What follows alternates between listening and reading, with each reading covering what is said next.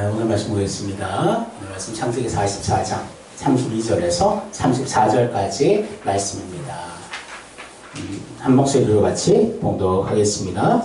주의 종이 내 아버지에게 아이를 당부하기를 내가 이를 아버지께로 데리고 돌아오지 아니하면 영영이 아버지께 죄짐을 지리이다 하였사오니 이제 주의 종으로 그 아이를 대신하여 머물러 있어 내 주의 종이 되게 하시고 그 아이는 그의 형제들과 함께 올려 보내소서. 그 아이가 나와 함께 가지 아니하면 내가 어찌 내 아버지에게로 올라갈 수 있으리이까. 두렵건대 제가 내 아버지에게 미침을 보리이다. 아멘. 오늘 예배에 오신 여러분들 진심으로 환영하며 주님의 이름으로 축복합니다. 서로 인사하기를 원합니다. 하나님 아버지의 사랑으로 사랑합시다. 서로 인사합시다. 하나님 아버지의 사랑으로 사랑합시다. 지지난주에 또 지난주에 우리는 탕자 형제에 대해서 말씀을 나누었습니다. 형과 동생, 다른 형태였지만 모두 다 아버지의 품을 떠난 자들이었죠. 특별히 안타까운 건 형의 마음이었습니다. 동생이 돌아온 것에 대한 기쁨이 하나도 없었고, 그래서 아버지가 또 안타까워하는 그 모습을 우리가 보게 되었죠.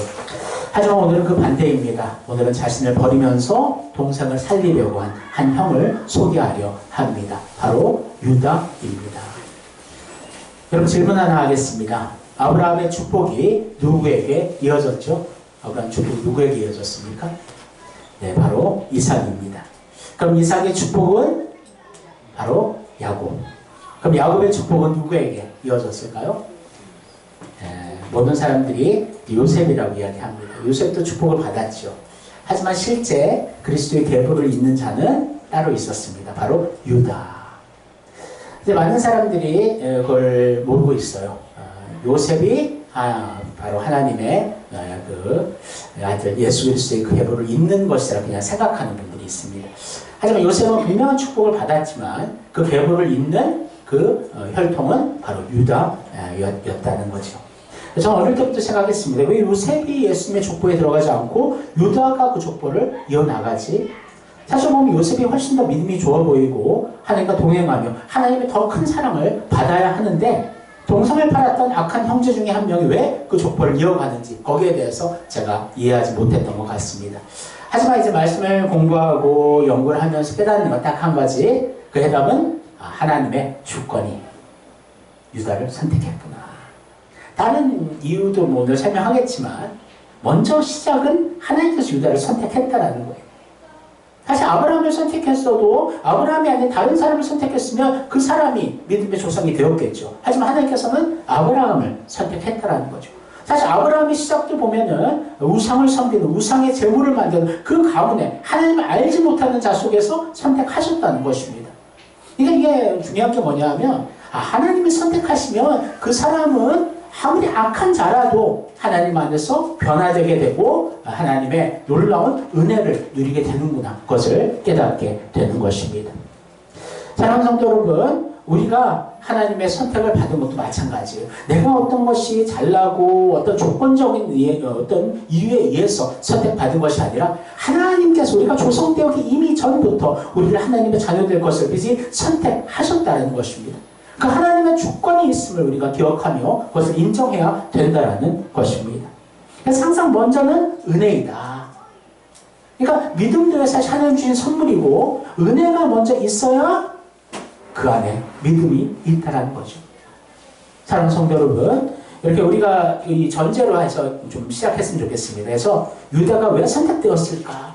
유다가 이제 변화되는 모습들도 있어. 하지만 더 먼저는 우선은 하나님 먼저 선택하셨다. 그것은 하나님의 주권이시다. 그것을 기억하며 우리 오늘 말씀으로 들어가 보기를 원합니다. 그럼 유다의 인생을 한번 살펴보면서 어떻게 그가 또 변화되었을까 온전히 살펴보는 시간 되기를 원합니다. 첫 번째 같이 읽겠습니다. 동생을 버린 자 26, 27절 유다가 자기 형제에게 이르되 우리가 우리 동생을 죽이고 그의 피를 덮어둔들 무엇이 유익할까? 자 그를 이스마엘 사람들에게 팔고 그에게 우리 손을 대지 말자. 그는 우리의 동생이요 우리의 혈육임이라 하매 그의 형제들이 청종하였더라. 아멘. 이 모든 사건의 시작은 아버지가 야곱이 요셉을 편애하는 것에서도 시작됩니다. 다른 형제들은 항상 들에 나가서 일을 시키면서, 하지만 요셉은 집 안에서 정말 가장 그 당시에 아무나 입지 못했던 채색 옷들을 입히고 요셉을 어떻게 보면 정말 눈에 보여지게 차별 대우를 했던 그 문제에서 시작이 됩니다. 하지만 그럼에도 불구하고 형제들이 이 행동은 용납될 수가 없는 행동이죠. 그래서 원래 형제들은 그 요셉을 죽이려고 그랬습니다. 얼마나 이 계획 자체가 악한 것이죠.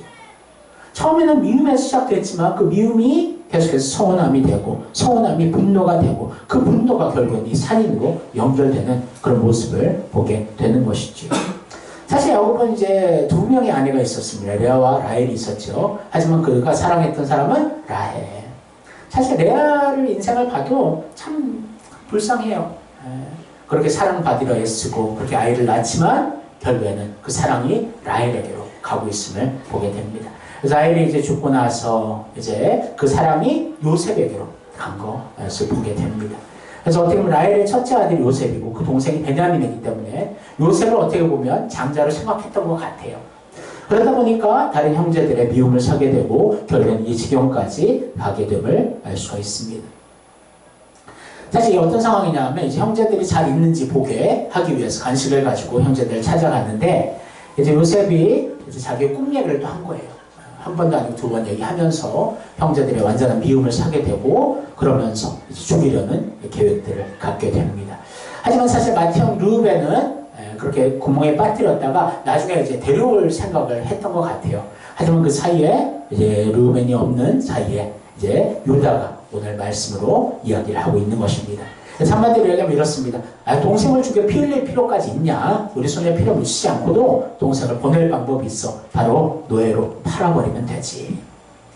사실 유다의 말이 어떻게 보면 되게 자기 동생을 위하는 말처럼 보입니다. 하지만 절대 그것이 아니에요. 노예로 팔아버린다는 의미는 이제 이미 죽음을 선고했다라는 의미입니다. 그래서 한번 노예가 되면 돌아올 수가 없어요. 회복될 수가 없어요. 그것도 이스마엘, 그다음 먼 이제 땅으로 애굽 땅으로 그를 보내는 것인데 얼마나 잔인하고 악한 행동입니까? 그래서 이 시작은 미움이라는 씨앗에서 시작되었다는 거예요. 항상 제가 얘기하는 게 뭐냐 하면 그 씨앗들을 항상 발견하고 제거를 해야 돼요. 그 씨앗이 자라가기 시작하면 그것이 분노의 줄기를 강하게 내게 되고요. 결국에는 살인의 열매들이 맺어지게 된다는 것을 기억하시기를 원합니다. 여러분, 사과씨를 심으면 사과가 열립니다. 머리 아이도 다 아는 것이지. 우리 안에 미움의 씨앗이 뿌려지면 이렇게 분노의 줄기와 살인의 열매가 맺어진다는 것을 우리가 기억하기를 원합니다. 그래서 항상 우리의 마음이 미움의 씨가 뿌려지면 그것을 그리스도 안에서 그리스도의 보혈의 피로 그것을 회개하고 그것을 끊어내야 되는 우리의 의무가 있다는 것입니다. 그리고 사랑과 용서에 강한 도루묵을 쳐서 아예 미움의 씨앗이 부러지지 않도록 우리가 노력해야 될 줄을 믿습니다. 그러면 이러한 악한 자였는데 어떻게 바뀌게 되는가? 두 번째 같이 읽겠습니다. 동생을 책임지는 자. 9절. 내가 그를 위하여 담보가 되오리니 아버지께서 내 손에서 그를 찾으소서. 내가 만약 그를 아버지께 데려다가 아버지 앞에 두지 아니하면 내가 영원히 죄를 지리이다. 아멘. 요셉을 이스라엘 상인에게 팔고 수년이 지났습니다. 그래서 어떻게 보면 아버지에게 잔인한 이런 모습이에요. 동물의 피를 대신 잡아서 그곳에 피를 묻히고 아들이 죽었습니다. 그러니까 이 아버지 마음에 평생 이 아들을 마음에 붓고 그렇게 슬픔 속에 살아감을 알 수가 있습니다. 근데 유다와 그 형제들은 어땠을까? 아버지는 항상 그 옷을 붙들며 눈물 흘리는 모습을 볼 때 얼마나 마음이 찔렸을까 생각해 보게 됩니다. 사실 그들도 자유할 수는 없었던 것이지요. 하지만 이제 그들은 자꾸 변화되지 않아요. 하지만 유다는 유독히 변화되고 성장하는 그의 모습을 우리가 보게 됩니다. 유다의 인생도 정말 악한 모습들이 참 많이 있어요. 연약함이 많이 있어요. 하지만 결국엔 유다가 하나님 변화되게 하시는 놀라운 은혜를 입게 된 것이지요. 이렇게 20년이라는 시간이 지나갑니다. 지금 이제 현실이에요. 현실이 어떤 현실이냐 하면 이제 흉년, 7년의 흉년이 이제 오는 기간이었습니다. 이스라엘도 뭐 예외 없이 그 흉년 속에서 사람들이 굶어 죽어가기 시작했습니다. 그때에 이제 소문이 돌았어요. 이집트에 곡식들이 쌓여 있어. 거기에 가면 곡식을 배급받을 수 있으니까 그곳으로 가자. 그래서 사실 이 이스라엘 어떤 지금은 아직 민족이 형성되지 않았지만 정말 이 가정은 이제 살 길을 찾은 거죠. 바로 애굽으로 가서 식량을 받아오면 되는 것이었습니다. 그래서 이제 베냐민을 제외한, 그러니까 이거 베냐민을 제외했다는 걸 제가 볼 때는 아직도 이제 요셉의 사랑이 베냐민으로 간 것 같아요. 그러니까 베냐민만은 난 잃을 수 없다. 그런 마음을 가지고 그렇게 나머지 형제들이 이제 곡식을 사러 가고 있는 모습입니다. 그리고 이제 20년 만에 역사적으로 요셉과의 만남이 이루어진 것이지요.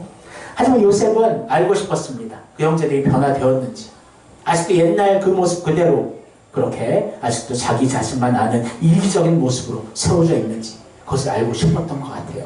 그래서 요셉은 하나의 테스트를 합니다. 한번 말씀 읽겠습니다.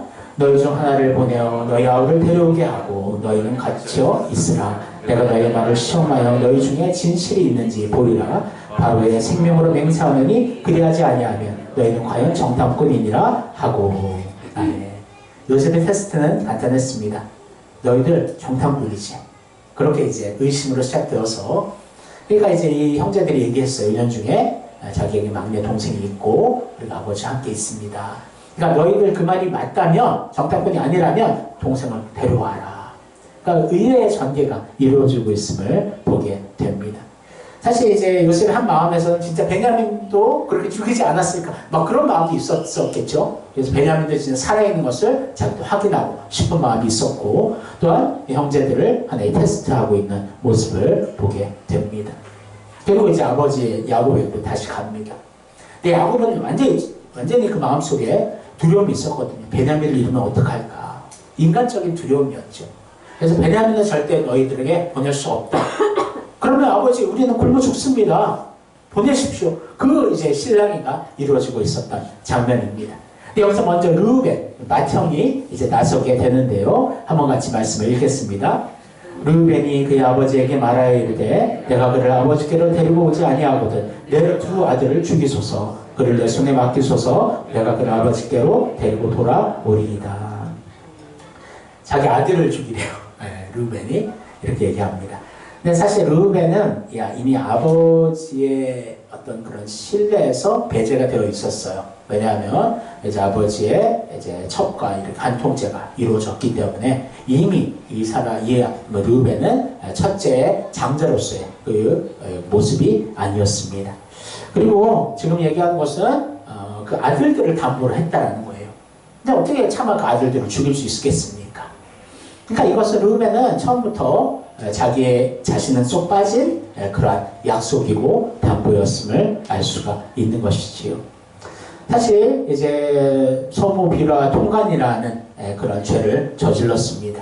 하지만 르우벤이 왜 진짜 장자가 되지 못했을까는 앞에도 얘기했듯이 하나님의 주권적인 선택이 유다에게 있었다는 것을 여러분 기억하시기를 원합니다. 그래서 아버지는 요셉을 잃은 아픔을 생각하며 베냐민은 잃지 않겠다고 거기서 또 거절하십니다. 아버지가 거절하는데 이제 유다가 이제 나서고 설득을 합니다. 한번 말씀을 읽겠습니다. 내가 그를 위하여 담보가 되오리니 아버지께서 내 손에서 그를 찾으소서. 내가 만약 그를 아버지께 데려다가 아버지 앞에 두지 아니하면 내가 영원히 죄를 지리이다. 아멘. 르우벤과는 다르게 내 자신이 담보가 되겠다. 내가 그곳에 종으로 머물러 있을지라도 동생 베냐민은 꼭 보내겠습니다. 그렇게 약속하고 있는 유다의 진심 어린 약속을 우리가 보기를 원합니다. 유다 자신도 한 가정의 가장이고 남편이며 아버지지만 그 모든 것을 버릴 각오를 가지고 자기의 목숨을 걸고 베냐민을 지키겠다. 그렇게 이야기하고 있는 것이지요. 그때 아버지의 마음이 녹아지는데요. 이렇게 변화됩니다. 같이 읽을게요. 전능하신 하나님께서 그 사람 앞에서 너에게 은혜를 베푸사 그 사람으로 너희 다른 형제와 베냐민을 돌려보내게 하시기를 원하노라. 내가 자식을 잃게 되면 이르리로다. 아멘. 갑자기 이게 딱 바뀌죠. 마음의 상태가. 계속해서 거부하고 두려워했던 그 마음인데 유다의 한마디를 통해서 그의 마음들이 녹아지고 그래서 내가 자식을 잃으면 잃으리라. 어떤 옛날에 과거에 하나님을 만나고 하나님 주시는 그 담대함과 자신감이 회복되어지는 그런 모습을 우리가 보게 됩니다. 근데 여기서 우리가 뭐 하나님의 그 마음을 움직이시는 것도 있겠지만 유다의 말을 우리가 기억하기를 원합니다. 그래서 내가 담보가 되겠다. 내가 대신 내가 자기는 잘못 없겠죠. 어떤 문제가 있을 때 하지만 내가 다 책임져서 이 베냐민을 돌려보내겠습니다. 이게 누구의 마음일까? 바로 예수 그리스도의 마음인 줄 믿습니다. 예수님은 죄가 없으시죠. 하지만 예수님이 우리를 대신해서 내가 십자가에서 그 모든 죄를 감당하겠습니다. 주님의 그 말씀을, 그 희생을 우리가 여기에서 볼 수가 있는 것입니다.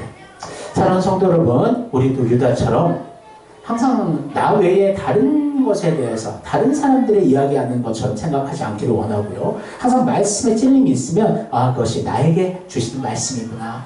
그래서 내가 항상 그 중심에 있기를 원하고 항상 내 자신이 주님 안에서 온전히 희생함으로 하나님의 영광을 나타내는 여러분과 제가 되기를 주님의 이름으로 소원합니다. 이제 실제 그런 이제 현장으로 가보는데요. 같이 읽겠습니다. 아버지와 동생을 위해 자기를 버리는 자. 33, 34절. 이제 주의 종으로 그 아이를 대신하여 머물러 있어 내 주의 종이 되게 하시고 그 아이는 그의 형제들과 함께 올려보내셔서 그 아이가 나와 함께 가지 아니하면 내가 어찌 내 아버지에게로 올라갈 수 있으리까? 두렵건대 제가 내 아버지에게 미침을 보리이다. 아멘. 이제 형제들은 베냐민을 데리고 요셉 앞으로 갑니다. 아직도 요셉인지 알지 못하지요. 근데 유다는 자기가 걱정했던 그것이 그대로 이루어지게 됨을 경험하게 됩니다. 모든 일이 잘 해결되고 이제 집으로 출발했는데 급하게 청지기 한 명이 와서 형제들 중에 은잔을 훔친 자가 있다라는 것입니다. 그래서 이제 이렇게 조사를 하는데요. 같이 읽겠습니다. 그가 나이 많은 자에게서부터 시작하여 나이 적은 자에게까지 조사하며 그 잔이 베냐민의 자루에서 발견된지라. 사실 이것도 테스트였습니다. 이미 베냐민 자루에 은잔을 넣어 놓았고 그래서 발견되게 한 것이지요. 그러니까 이제 요셉이 이야기합니다. 이 베냐민이 너희들 대신해서 볼모로 잡힐 거야. 그렇게 이야기하고 있는 것입니다. 이게 형제들이 그 전에는 어떻게 하면 보면할까? 우리가 다시 다 들어가고 동생만 살려달라는 그러한 여러 가지 이야기를 하지만 절대 요셉은 용납하지 않는 것이죠. 요셉의 말을 한번 들어보기를 원합니다. 같이 읽겠습니다. 요셉이 이르되 내가 결코 그리하지 아니하리라. 자네이 내 그 손에서 발견된 자만 내 종이 되고 너희는 평안히 너희 아버지께로 도로 올라갈 것이니라. 아멘. 쿵 하고 무너지는 느낌이었을 것 같아요. 그렇죠? 아버지에게 장담했죠. 내가 볼모로 잡히고 동생을 돌려보긴 하겠습니다. 하지만 진짜 그 일이 이루어질지 몰랐던 거죠. 하지만 유다는 그대로 말씀한 대로 그렇게 전달하고 있습니다. 그래서 이렇게 앞에 얘기하고 있는데요. 같이 읽겠습니다. 아버지의 생명과 아이의 생명이 서로 하나로 묶여 있거늘 이제 내가 주의 종 우리 아버지에게로 돌아갈 때에 아이가 우리와 함께 가지 아니하면 아버지가 아이의 없음을 보고 죽으리니 이같이 되면 종들이 주의 종 우리 아버지가 흰머리로 슬퍼하며 수월로 내려가게 함이니이다. 아멘. 그러니까 먼저 아버지를 생각했습니다. 이 베냐민이 돌아가지 않으면 아버지는 죽을 거야 라고 분명히 생각하였고 아버지를 살리기 위해서라도 내가 잡히자. 그리고 한 가지 또 자기 동생을 사랑하는 그 마음이 있었다는 거죠. 그래서 33절 우리 멋진 유다의 고백이 나옵니다. 같이 읽겠습니다. 이제 주의 종으로 그 아이를 대신하여 머물러 있어 내 주의 종이 되게 하시고 그 아이는 그의 형제들과 함께 올려 보내소서. 아멘. 많은 사람들이 사실 어떤 일이 이루어지기 전에는 장담하고 약속하고 소원합니다. 하지만 그 사태가 일어나면 피해갈 방도를 생각하는 경우들이 참 많이 있어요. 하지만 유다는 진심이었습니다. 아버지에게 했던 그 말 그대로 내가 대신 평생 종으로 담보로 잡히겠습니다. 동생을 대신 보내줘서. 분명히 잘못은 동생에게 있지만 그 잘못을 자기에게 전가해 달라고 이야기하고 있는 유다의 고백을 우리가 보기를 원합니다. 여기에서 또 예수님의 모습을 발견할 수가 있는 것이지요. 자는 분명히 베냐민에게서 나왔지만 그 책임은 유다 자신이 지겠다. 마찬가지죠. 우리가 우리의 죄를 지었고 죄로 인해 영원한 지옥에 갈 수밖에 없는 우리들인데 예수님이 그런 우리의 죄를 대신 담당하셔서 우리 죄값을 치르심으로 말미암아 주님의 죽으심과 부활하심으로 우리는 예수를 믿고 하나님의 자녀가 되는 놀라운 하나님이 주신 은혜와 자유를 누리게 될 것입니다. 사랑하는 성도 여러분, 유다의 모습을 통해서 우리는 예수님을 발견할 수 있어야 됩니다. 유다가 이렇게 바뀐 거예요. 사실은 여러 그 전에도 제가 다 얘기 못했지만 그러한 나쁜 정말 죄악의 사건들이 계속 있었습니다. 사실 유다도 삶을 보면 그 가정이 아들들 다 죽었고요. 참 이게 너무나 참 고통의 삶이었음을 알 수가 있습니다. 그럼에도 불구하고 유다는 마지막까지 자기의 삶을 희생하여 동생을 살리고 아버지를 살리겠다는 정말 그 결단이 온전히 고백되어지고 있음을 우리가 바라보기를 원합니다. 우리도 주님을 온전히 바라보기를 원해요. 우리를 대신해서 우리 죄를 담당하시고 죽으신 예수님, 기꺼이 우리 죄를 십자가에서 모든 물과 피를 흘리시기까지 하나님 아버지로부터 단절되고 버려짐을 받기까지 우리를 사랑하신 주님의 사랑을 우리가 유다의 희생을 통해 우리가 발견하기를 주님의 이름으로 소원합니다. 이제 마지막 네 번째 같이 읽겠습니다. 그리스도의 족보를 잇는 자. 유다야, 너는 내 형제의 찬송이 될지라. 내 손이 내 원수의 목을 잡을 것이요 내 아버지의 아들들이 내 앞에 절하리로다. 유다는 사자 새끼로다. 내 아들아, 너를 움킨 것을 찢고 올라갔도다. 그가 엎드리고 웅크림이 숫사자 같고 암사자 같으니 누가 그를 범할 수 있으라. 아멘. 이 8절 말씀 보세요. 내 아버지 아들들이 내 앞에 절하리로다. 이게 원래 누구에게 준 꿈이었죠? 요셉에게 준 꿈이었죠. 그래서 요셉의 꿈을 하나님 이루어주십니다. 그래서 그것은 이제 실제 우리 인생 속에서의 하나님의 축복을 요셉은 누리게 되죠. 하지만 그 영적인 그 계보와 그 축복을 잇는 자는 유다가 되었다는 거예요. 그래서 형제의 찬송이 될지라. 이것은 궁극적으로 그 계보에서 그리스도가 이 세상에 오실 것임을 이야기하고 있는 거예요. 그리스도께서 찬송과 영광을 받으시기 때문입니다. 그래서 유다는 결국 그리스도의 족보를 잇는 영광을 누리게 됩니다. 여러분들 분명히 기억하세요. 이 세상의 축복은 요셉이 받았습니다. 하지만 영적인 축복은 유다가 받았다는 것입니다. 근데 그 이유가 첫 번째 얘기했죠? 하나님의 주권. 하나님이 유다를 선택하셨기 때문에 유다가 이런 하나님 그리스도의 계보를 잇게 된 것이고, 하지만 하나님의 선택받은 유다가 그냥 그대로 있는 것이 아니라 놀랍게 변화되었음을 알 수가 있는 것입니다. 그러니까 우리가 예수를 믿고 하나님 자녀된 거 하나님의 은혜에서 시작합니다. 믿음의 선물을 우리가 주셨고 하나님의 선택이 먼저 있었기 때문에 우리가 예수를 믿게 된 것이지요. 하지만 이제 예수 믿고 구원받은 우리들은 그리스도가 우리 안에 거하시기 때문에 놀라운 변화와 성장이 있게 된다는 거예요. 유다처럼 우리도 변화된다는 것입니다. 그리스도가 우리 안에 거하시는데 우리가 어떻게 변화되지 않을 수 있겠습니까? 그렇게 성장하고 변화되는 것을 우리는 성화라는 말로 표현을 합니다.